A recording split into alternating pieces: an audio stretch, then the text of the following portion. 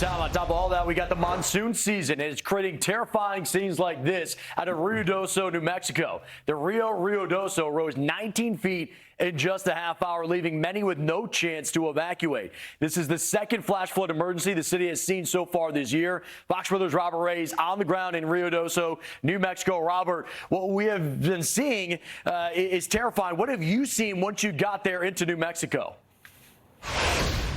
Well, you know, what we're experiencing here in Ruidoso, New Mexico, in the mountains, is another tragic, catastrophic situation.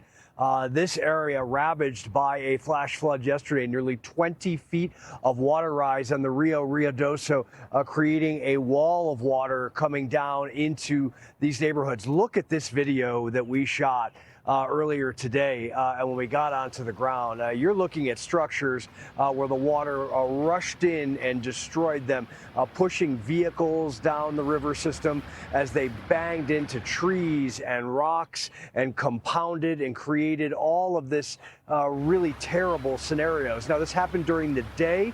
And so there was some warning for people, at least they were not asleep, like what folks experienced in Texas. And all those deaths and still missing people. But look, Steve, there are 3 people that are gone, dead here in Ruidoso, New Mexico. 2 of them children, one of them an adult. And we spoke earlier today with a man that described what happened so vividly. Let's listen to him.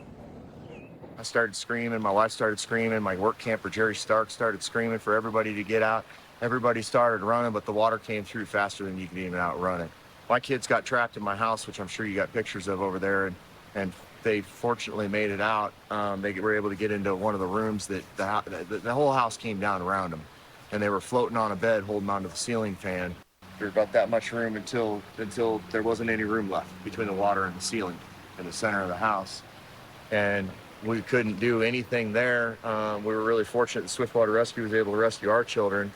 Unfortunately, there's 3 people that died out of our park yesterday. Tim Fegan, and then the children that Sebastian Trotter and his wife that were on the river. They lost both their kids yesterday, 4 and 7 years old. And well, yesterday when they were on the phone with my wife, Lindsay, you know, they were praying together because they thought they were going to drown. The search and rescue continues here, and they will be going through the process again. Another community, Steve, of not only the cleanup, but also death in that community. This is a small place, and you know, a lot of people know each other. And from North Carolina to Texas, here to the mountains of New Mexico, a more catastrophic flash flooding. Steve. Yeah, Robert, very painful, raw, and you have to imagine they've had over 20 flash flood emergencies in this 1 year alone. They flinch every time they hear that there's going to be rain. You and I will be talking here shortly later on in our show for more of what's happening there in Ruidoso. Thank you for that update, Robert.